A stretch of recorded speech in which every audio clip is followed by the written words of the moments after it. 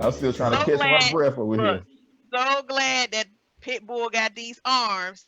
I That's get right. teased about them, but I need them tonight because my brother's Yes, a struggling family. that would be me. Uh, That would be me. but we are here. We are together. Welcome, welcome, welcome to at the round table. It has been a minute. We have missed you, and from the messages and the inquiries via Instagram and Facebook, you guys have missed us.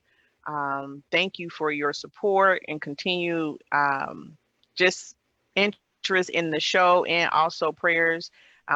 Because if you don't know, our brother CD Kerry Digsby was an ED survivor and still recovering from the coronavirus, COVID-19. And so we took a sabbatical to just make sure that we were lifting him up in prayer and making sure that Thank you. he was able to, be a part of the show with us. It just would not have felt right without him. So um, that is the actual reason for the show tonight, is because there's a lot of people out here that are getting comfortable with the new norm, and they're not keeping the intentional emphasis on how serious this is. And so we just wanted to make sure that we informed our family, and as always, be transparent to you. So uh let's start with A Money down there. On my screen, he's at the bottom. I don't know what he looks like to you guys, family. But my brother down there, that's my brother. Hey, well, What you that, gonna tell the people, A Money? hey man, I'm just glad to be back with y'all. I've been missing hanging out with y'all via Zoom and everything, and good to see you again, Melissa.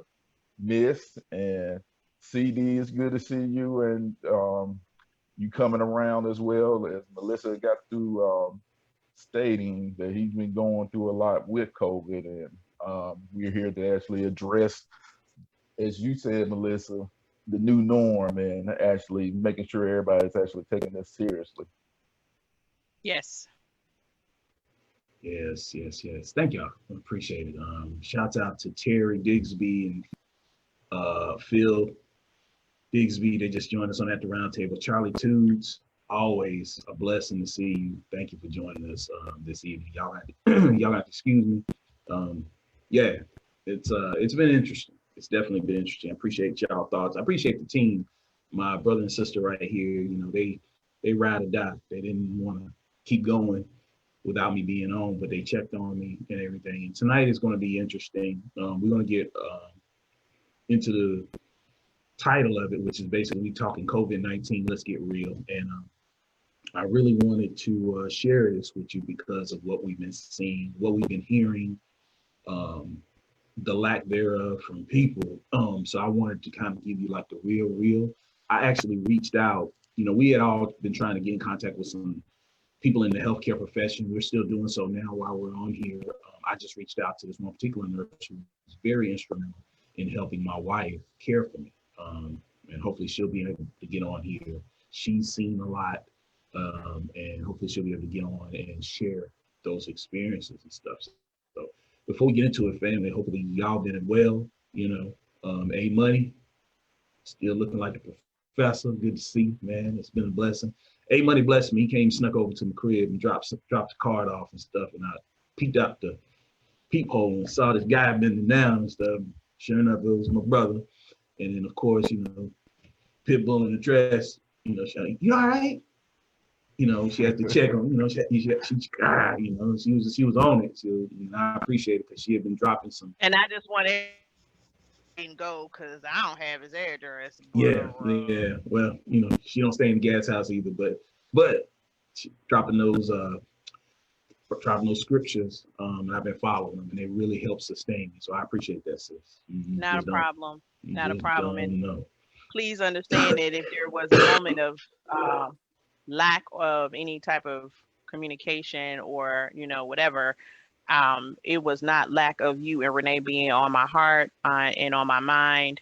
When I say that you were lifted up in prayer, you were lifted up in prayer every day. Shout outs to my cousin with the Tampa, Florida prayer line. Shout out to Beatrice with the prayer line. Your name was circulated along Yes. those. So every morning 6 o'clock, whether I was on the prayer line or just in the room myself, yes, absolutely had you and Renee and anyone else that in your family, because this is the scary part. And you can kind of go right into Carrie on where and how you think that you contracted it. Um, you Yeah. miss people, you miss your loved ones, especially Mhm. your family that's in the same city or same state, and friends. And I have family and I have friends that I've seen in my home since we've been locked down. Um, we have maybe opened a little bit, but we have been very, very guarded with who we let in our homes because of having our parents, my nephew who's about to be 2, and just us. So having that, like, what if, and then for you to actually contract COVID-19 or coronavirus, I should say. Um, and then now you have a whole new dynamic because you're like, when was the contraction? Where was that? When did I get infected? And you know, was I around any of my family prior to me realizing that these results are positive? And you start tracing yourself, Mhm. like, what did I do? Where did I go? What did I have? So let's just start from the beginning, Carrie. Like, what happened? And how soon did you say, hey, I tested? Well, it was interesting because I know we, my son and I and my wife, we were working in the yard, and I know I had been out. I went to Lowe's to pick up some stuff. I'm an avid gardener. I love working in the yard, so I went and picked some stuff up.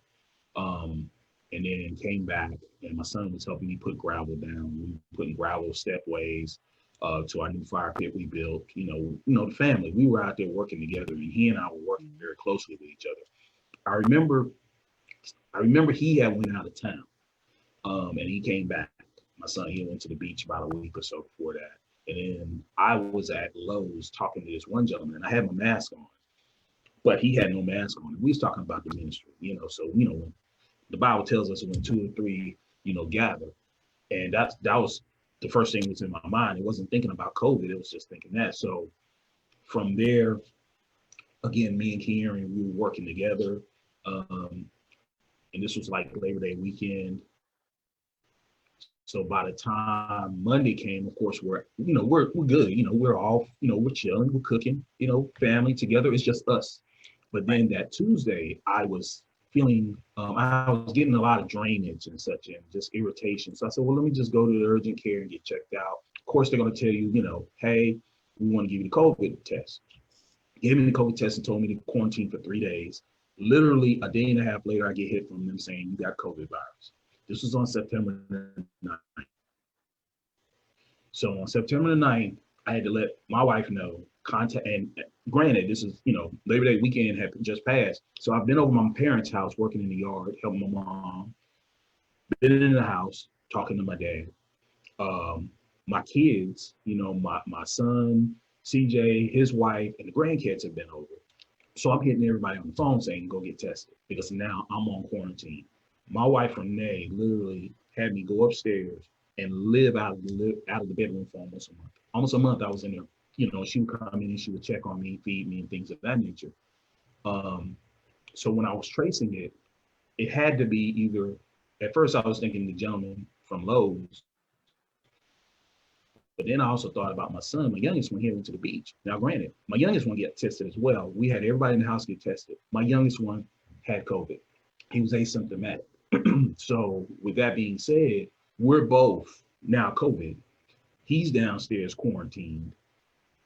I'm upstairs quarantined, and my wife is running, like, she's taking care of the house.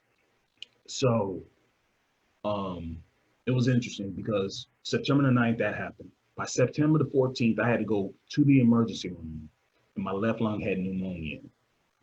So I was fighting that as well because I felt like there was an elephant on my chest. And I said, babe, this ain't feeling right. She rushed me to the emergency room.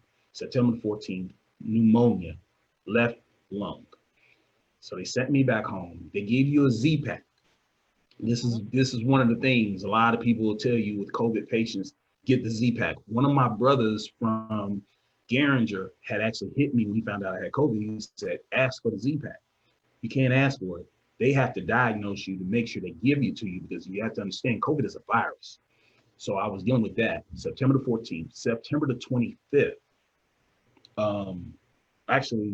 September the 14th. I think it was another rush to the emergency room due to dehydration. I had dehydrated. So they had to plug me up to IVs, but they had to be careful because with IVs, it fills your system with, fluid. But if you have fluid in your lungs, it could double it. So they had to be very careful in regards to that. So I was on, IVs there, painkillers because I had pain in my chest. So I dealt with that. The third time I went to the emergency room, it was my left calf had swollen, and it was just a lot of pain. And I was telling Renee, something's not feeling right. My left calf is swollen. I'm hurting there and stuff. So she rushed me to the emergency room. I had a DVT, which is a deep vein thrombosis. A blood clot has formed in one of the arteries below my calf, right, and was blocking it off. So it's causing pain, redness, swelling, and stuff. So they immediately put me on a blood thinner, which is Xarelto. It's one of the modern ones that they put a lot of people on at this time to, a lot of people back in the day, they used to get Coumadin. But with Coumadin, right, you have to be careful. You can't have leafy green vegetables. You can't have certain supplements and stuff because it counteracts. And if you take aspirin or ibuprofen, it exactly causes the blood to thin even more. So if you get cut, you can bleed out. Coumadin and Warfarin are two of the common blood thinners, and they do not prescribe them usually. They try to get away from that because again, there was so many interactions. And my mom, she was on Coumadin when she had her knee surgery, and she developed a blood clot. And that's one of the things they ask you in your family history. Has anybody had blood clots? My mom and dad both had blood clots after surgeries and such. So I didn't know that because I've had surgery before, never had a problem with clotting. But one of the things that people don't realize with this COVID, fact number one, COVID-19 or the coronavirus will actually cause many patients to have blood clots in their lungs. And it's because what it does is it causes hypoglobulin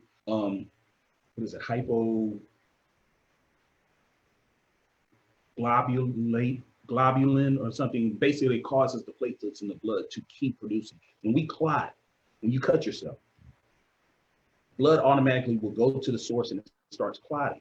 The reason it stops clotting is because your body sends out a chemical. It's a statin, but the body will send out a chemical to tell the blood stop clotting.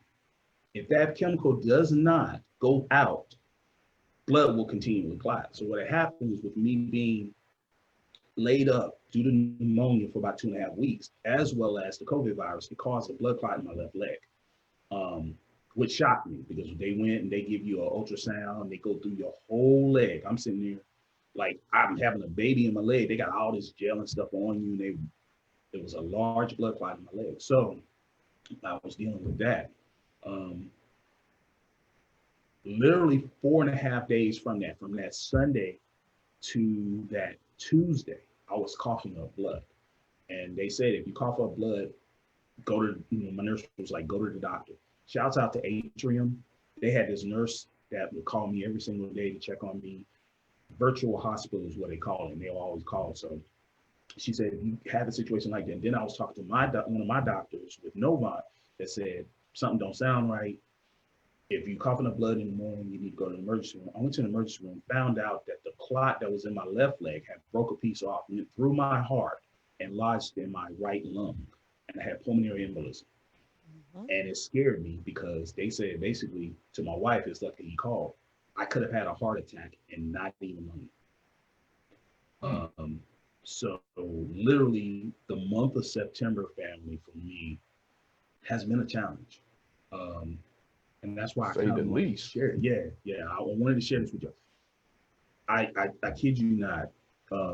I was at the hospital right before Brandy at Caramont Medical. She looked at me, she said, "Don't I know you? Weren't you just here 2 weeks ago?" And I said, "Yeah." She said, "Mr. Digsby." That's how many times I've been to the hospital or emergency room. Like literally when I was walking there, they was already coming up with a wheelchair for me each time because they knew me. And one of the things my wife was like, "Why didn't you just keep you?" And I said, "Well, babe, my situation may not be as serious." So when I was admitted for the pulmonary embolism in my right lung, I was placed on the COVID floor because I tested positive for COVID.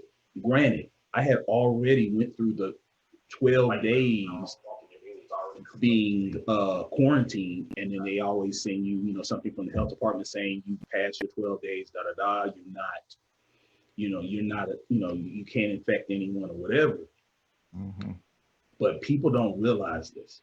If you test positive for COVID, you will test positive for COVID for 3 months.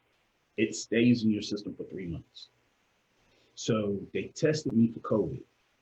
When I was in the hospital, when they were going through everything, like I had to go get a CT scan, I was on EKGs and everything because they had to check my heart, see if there's any damage, things of that nature. But they tested me before I went up to the room. And it was like, if you test positive, you go into the COVID floor. If you test negative, you get a regular room and your wife gets to be with you. I tested positive again. I tested positive for it and MRSA. So I had to be in the COVID floor. And I can tell you, family, when you see people that are intubated and plugged up because of COVID, and I'm talking elderly people to a couple of people that were in their 30s, tubes in they helping them breathe, they're laying there. I mean, I thank God because I could have been there, but he found it to say, no, you got to go through these trials. And I went through each one of those trials.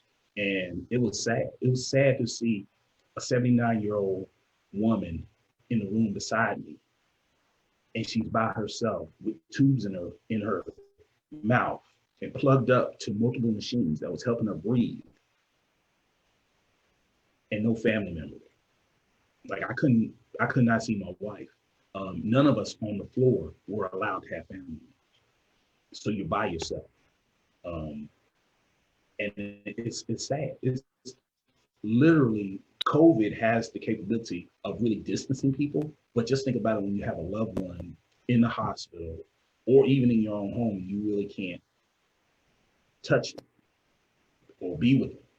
It was, it really hurt. It really hurt. And I thank y'all for allowing me the opportunity to kind of like share it, because I really want to hear people's thoughts and comments about this COVID virus and what are their perceptions.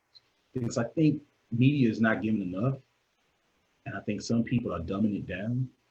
But as a survivor, and I'm saying that seriously, as a survivor, because there's a couple of times they said I could have been gone.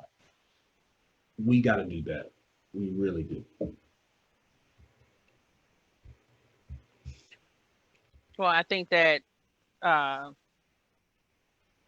the description of the process that happened and how your symptoms and your condition is exacerbated from working in the yard, saying you got to test positive, to ending up in the hospital admitted.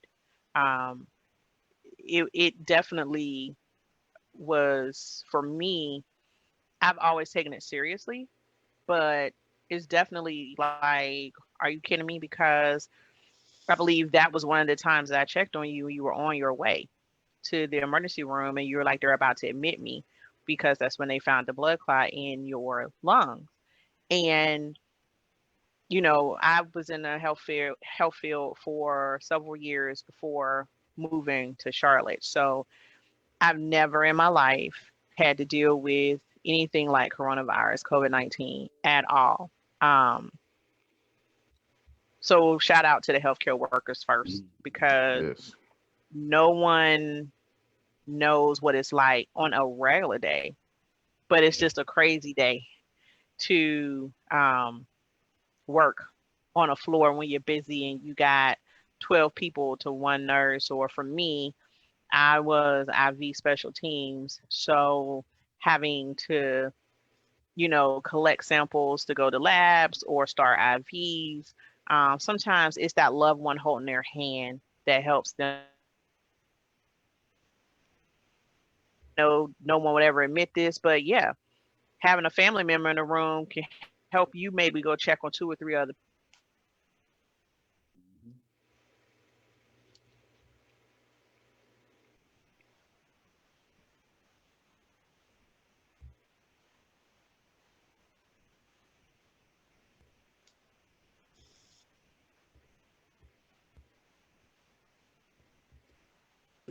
And um, I can't imagine doing that. So being alone, being without family. I mean, we got phones and now we have FaceTime capability. But if you're a family that's used to engaging with each other, touching, hugging, you and your spouse, cuddling, things of that nature, um, and it's just cut off, does it bring you to a sense of the fundamentals, appreciation for simplicity? Does it give you a whole new outlook on those simple things that you just take for granted, that you like, oh, okay, I'll just go in and give her a kiss, and when you can't, or you know I could sit up, walk downstairs, walk upstairs. You guys have a beautiful home. you know you ever think about walking upstairs, walking downstairs, going down to the basement, outside in the yard, into your walkout, to not even being able to make it to the bathroom? um Yeah, those are things that bring you into a whole new perspective on the things that we appreciate and things that we take for granted. I think and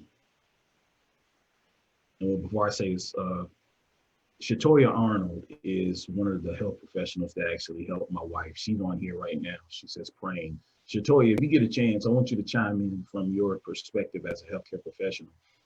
Because again, she was on it. Let me tell you, she was so on it. She actually sent the whole kit gear that they wear in the hospital for COVID patients to my wife to wear while she was taking care of them.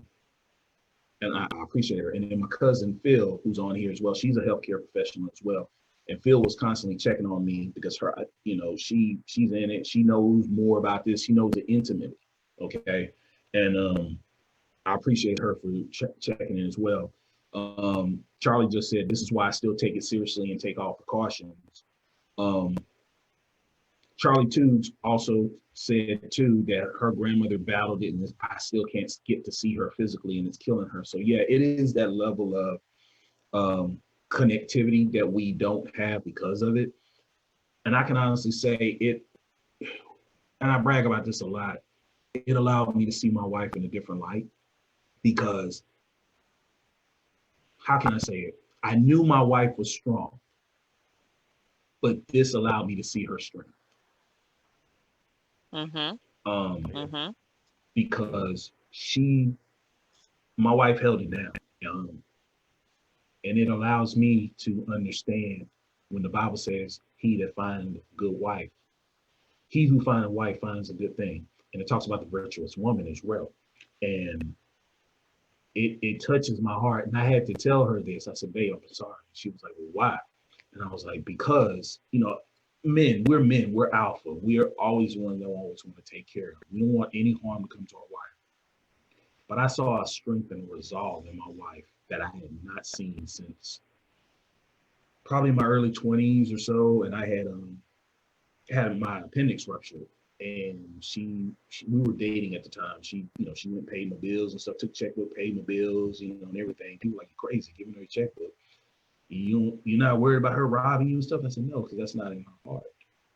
So I can honestly say, going 20 some years later, here she is, and she picks up this strength and carries the family. And then even with me being hospitalized, she hit me on Google Duo and she said, download this. She said, because I want to talk to you. I want to hear what the doctors got to say. I was blown away, and I had to thank God for that because he showed me my wife in a different life. And a lot of times we do get complacent and we get so comfortable and we don't take those times to like kiss them, like you were saying, sis, and hug on them or say something sweet to them. But this situation, I can say God gave me as a trial to restart or evolve what's going on between me and her. And we constantly give praise to him from the time in which I got diagnosed with COVID to even today with a blessing that just came into us. We constantly give him eternal praise because we know it was him. And it's just amazing to me. Again, I knew she was strong, but I saw a strength I had never seen in her before in my life. Hey, real quickly, shout out to Tina McKinney, Yolanda Clinton, Kenneth Sterling Sr., Chris Page for also checking in and giving you well wishes as well. Yes, that helpmate. That sincerely, that title in itself sincerely underestimates what truly a husband and wife can actually bring to the table. And hearing your experience, it certainly sounds like Renee certainly stepped up to the plate. Yeah. So being a month or so in right now, Carrie, how are you feeling with some of the symptoms that you said that you initially had right now? Because you know that you're still in the recovery phase right now. So how are you feeling right now? I have my moments. This is another thing that they don't tell you in the news. You'll see little articles and stuff if you really pay attention, but they don't really announce this in the news. I'm a part of what they call long haul syndrome right now. I'm one of many individuals that have it. So after you have COVID and you go through it, there was this one person who was actually, he wrote about it. He said it was similar to when he went overseas, and I think he was in Africa, and he, I think he had caught, was it malaria or Zika. And this was back in 2014 for him. So what happens is with these viruses, a lot of viruses reside in our body.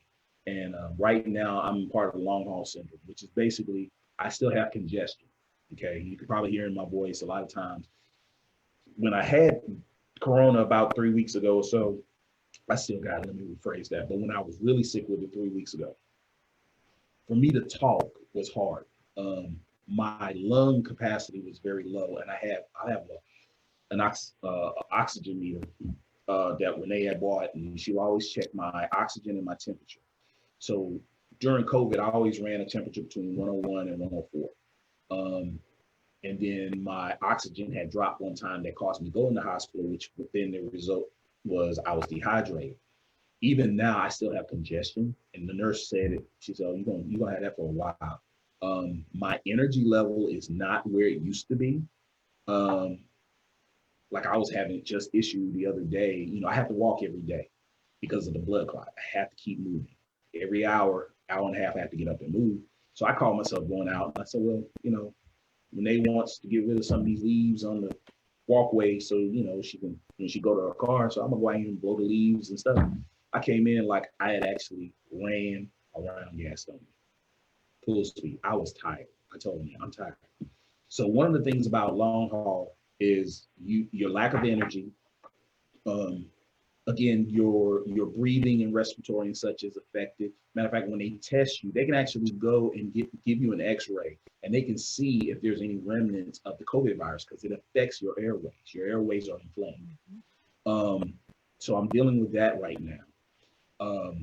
My memory is challenged right now. That's one of the things that happens with many people that get COVID. They're in a fog because it does affect.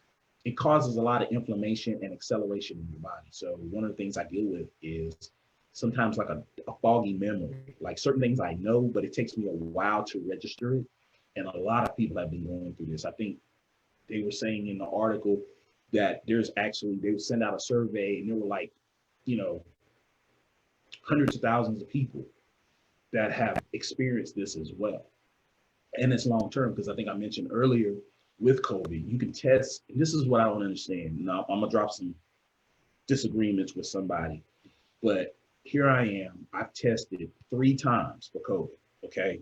The first time I was negative, the second time I tested positive. I just tested again about 2 weeks ago and it was positive again, all right? It stays in your body for 3 months, okay? The president of the United States just told us that he's immune to it.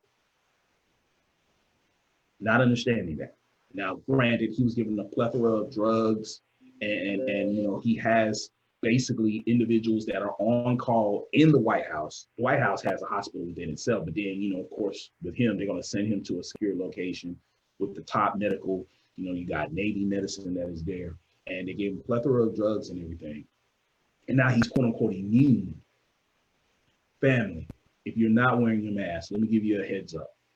There has been a second strain of COVID that is out there right now, a second strain. It evolved because of us wearing masks and washing our hands 20 seconds and everything. There is a gentleman, and if memory serves me correctly, I think he's maybe out in Portland or whatever, 25 years old, just caught COVID again. And it's a totally different strand. Just adding my 2 cents to what you're saying, bro. Since the beginning of this, because of being in the hospital, seeing things, seeing medical questions, and the 2 health professionals that's on the call on the joining us now can contest to this. There are sometimes there are things that are questionable, and it's just a medical miracle or it's a medical mystery. COVID, the coronavirus, I stated before, is genetic, modified to whoever it infects. So what happens to you may not happen to you. What you may get may not come with this. This is why they're running around scrambling, and there's no definite answers. And there's very difficult for them to come up with a vaccine, come up with some way to do something outside of just saying, hey, stay away, stay hunkered down, don't go, don't do this, don't do that, because it is a virus that is fighting to survive. And the young man who is 25 that has COVID again, the doctor stated that the genetic makeup of his first COVID-19 strand is totally different than the COVID-19 strand that he has now. And you can contest to this, and you can look and think back to March when they were telling you that it was only targeting old people, our seniors. Then you look and find out that there's a 19 to 25 couple people who got it. Then they said infants were immune. Then you had an infant, or maybe 2 if I'm not mistaken, little angels that died from it. Then you had toddlers, not a lot, but you still had 2 or 3 that contracted the virus. Then you had some children who were elementary. At first, it was no one under 20. You didn't have to worry about it. This thing is a genetically modified to its host. And if you have any symptoms, you have anything that it can feed off of, anything that it can, any type of atmospheres, whether it's asthma, because it is a respiratory disease. You have anything that people who have sleep apnea. I mean, these are all diseases. These are the high risk factors for it to thrive. And also what they're saying, long haul, long lasting symptoms, you are damaged. Your airways are damaged. Your lungs are damaged. Are they to the point where they will cause you to be incapacitated or anything? No. But there are some people, they will never live the quality of life that they've ever lived again, and they're just happy that they survived. But coronavirus is something that is serious. It attacks your airways. Anything that is connected that makes up your respiratory system, it is infected, it is inflamed, and it is damaged. Not only does it do like the respiratory, I honestly, a couple years ago, around this time, you had a lot of people who was getting this respiratory infection. Everybody was being diagnosed with this respiratory infection, had a respiratory infection. I believe that this is the baby of that. Yeah. And that's just me. This is Pitbull's conspiracy theories, family. I believe that this is the baby of that, because the respiratory system diagnosis were all over the world. Everybody was coming with the same thing. They was passing out Z-Packs like they was candy. Boom, boom, boom, putting you on antibiotics, and that was it. People were getting it, feeling better, and then they were getting it again. Thing just wasn't quote unquote contagious. Now all of a sudden you have the same type of virus that's times 100, and it's attacking the same system. And with the mutation of this virus, and we're going into flu season, I am not getting a flu shot. I'm going to say that, and I'll be transparent. I've never gotten it, but I definitely won't get one now because I don't believe that whatever they're doing and whatever they have is going to help me be better. So you can get me from one, but you're not going to have something for the other. I don't believe in that at all. And I know our health professionals are going to come in and say, Pitbull, don't do that. You know, you need to get your flu shot, possibly. But I just don't trust it. I just do not trust getting a flu shot. And I would take my chances just staying quarantined in the house.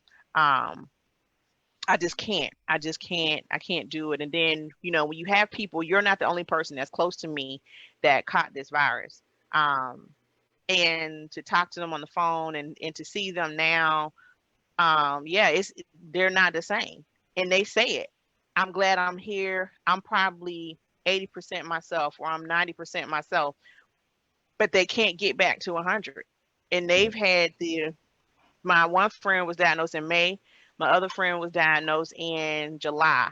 And this is October, and they're saying this. Yeah, it's rough. And shouts out to, looks like we're getting some comments as well, because it looks like Tammy Lawrence just chimed in. She said she don't think that 45 ever had it. Phil just said it's mutated. She said plus flu season. She said people please wear your mask. My babies just hit me. They said it was incredibly scary for us to see me go through this. She said they had an opportunity to sit and talk about it and how they worried about it. Yeah, family, and this is my close family as well as the people that are watching this right now. If you're watching on, I think it's been rebroadcast and shared and such. So if you can, please comment on this main thread. The only thing I can tell y'all guys is this is, to me, this is serious. Not only as being one person that has gone through it. I mean, when the healthcare professionals tell you, Lord, you've been through it, I look at it and I'm like, yeah, I really have, but I thank God for being here, to be able to kind of like herald the call for people to kind of like take this serious. And I say that because my wife and I, you know, Renee is very good about getting me out to walk, you know, even if it's like going to the grocery store. She's like, come on, you want to go with me and stuff? And I was like, yeah. And yesterday we went and we saw this young sister. She had to be about 23, 24, no mask on in Walmart, all right? We're so serious about our masks. Renee had like 4 or 5 of them piled on each other, sitting ready to go, different colors. You know, she just like, you know, and we walk around and we see her shopping, this young lady, and she's got a 2-year-old with her, no mask on. So she goes and go through the line and everything. Now, granted, she's going through the line. So let me paint this picture for you, family. You're going through the line in self-checkout. You're touching everything that is on those keys, okay? You're taking those items and you're putting them in a bag. After you touch the keys and you scan and you put it in the bag, and then you're putting it into the buggy, and then you're rolling out. And then when she rolled out, we actually were right behind her. And she was standing there talking to somebody this close. Yep. Just somebody who was there. She didn't know them, but talking to them. And the baby is right here sitting in the buggy, all right? And in my mind, all I could think about is this is a disaster that could happen. Mm-hmm. She could go home after touching everything, okay? Now, getting her car, picking the bags up and stuff after she's touched the keys that somebody has already touched ahead of her, then driving home, then get home, grab the baby.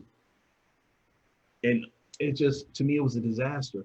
And then I see young people, okay? And I had to talk to my youngest about this as well, that are in these bars and they're commingling with each other and they're drinking and they're all up in each other's face, talking, and they're packed. They're packed. It's not no social distancing. It's like they like this right here, packed. And they wonder why.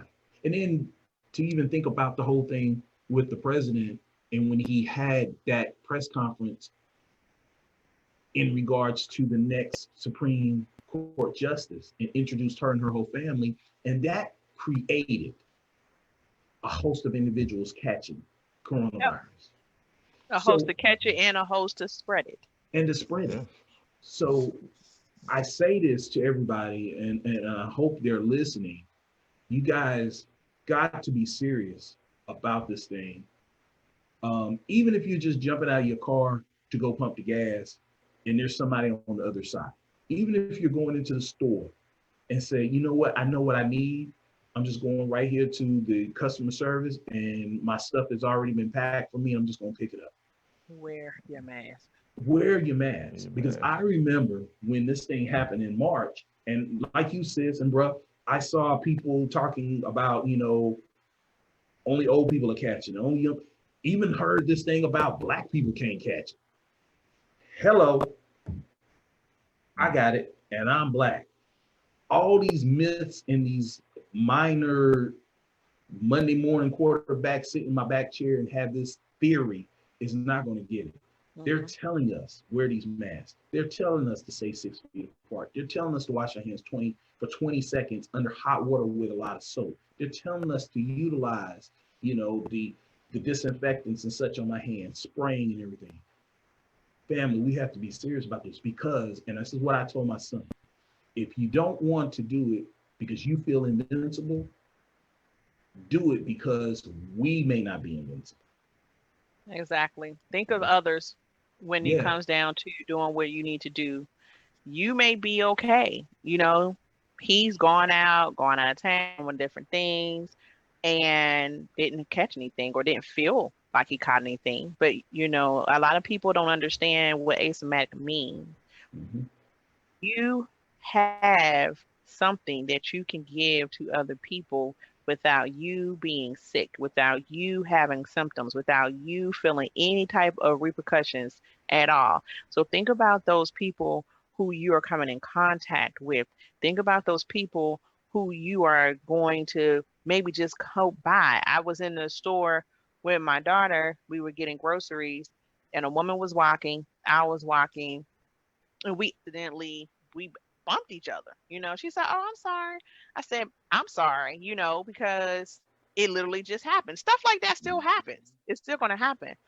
And she was with someone else and she turned around like, what? She touched you? Wait a minute. Hold up. That's not the one to do that to. But, you know, I'm going to be respectful. I said, "No, I bumped her by accident like she bumped me." And she like turned around. But guess what? How you turn around checking for your girl and you don't have a mask on? Now, the woman who I bumped had a mask. She did. I can say I am very happy about the stores in my area that I have been in that has enforced masks. If and when they have confrontation, person says they don't feel like they need to, they question them, why do I have to do that? They are able to either de-escalate the problem or they're able to get the person who maybe needs to be forceful to say either put the mask on or you're going to have to leave. And I'm very proud of the establishments that are saying you got to wear a mask. You got to have a mask on when you come in. You got to have a mask on. Some of the places they say, hey, especially your social venues, they take your temperature and they tell you, hey, you got to have a mask on, but they don't check it when you get in. You know, to me, that defeats the purpose. And I get it when you're supposed to be social, or if you are doing dine-in eating, yeah, you can't eat through your mask, but precaution in what it is that you decide to do.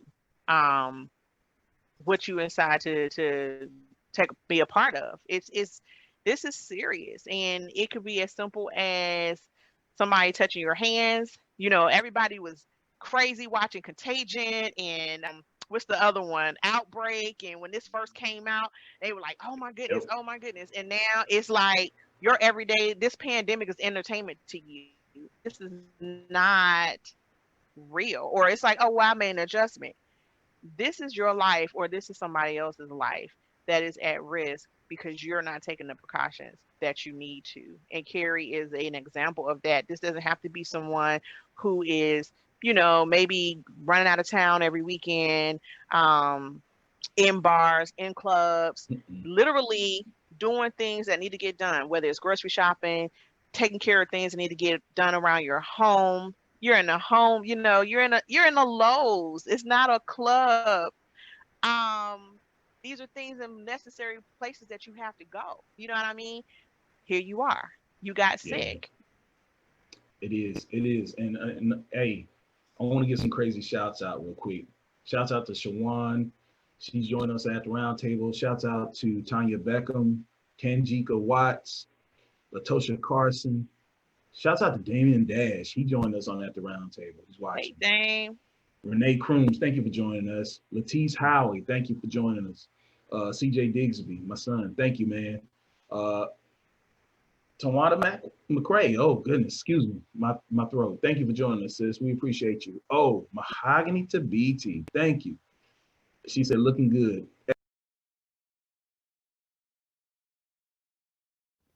Hey, what's going on, family? It's Carrie Digsby, part of the amazing team that is called At the RoundTable Podcast Show. My apologies for the video. It abruptly ended. So, we stream, and of course, we stream to Facebook for our fans and our followers and our family. And interestingly enough, when we're getting into the meat of the matter, all of a sudden, Facebook drops. I mean, literally, it would not stream our video anymore. So I wanted to put this out there toward the end of that video to apologize for that, but also to remind each and every one of you that this COVID-19 thing, it's serious. It's for real. All right. We've just recently heard this week of a church that had a large event, a convocation, and out of it, 2 people died from COVID complications, as well as over 50 individuals that have been stricken with this virus. All right. I'm just going to tell you straight from experience. It's serious. All right. Long and short of it, it almost took me out.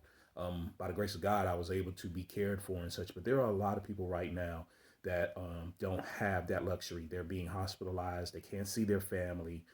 They're just dealing with this thing, and there are complications that happen during the course of COVID as well as at the end. So I want to say this to you. If you get a chance to wear a mask, wear the mask. If you get a chance just to stay home and not go congregate, excuse me, in large gatherings and events and such, do that. I say this because even though you think you're going to be okay, you don't know how you can infect someone else.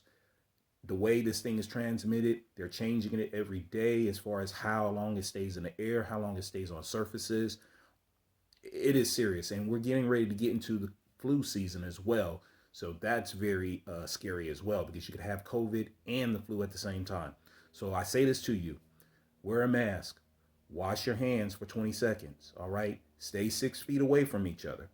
And for the holidays, if you can't be with the family, you can always Zoom, you can always do FaceTime.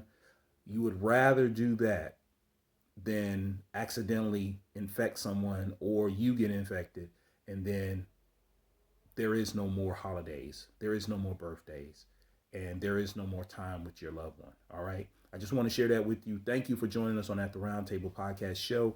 If you get a chance, check out our other videos. If you like us at the bottom on the YouTube video, subscribe to us on Facebook, on Twitter, Instagram, as well as the YouTube.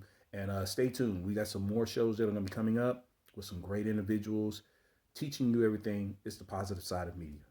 Y'all stay blessed.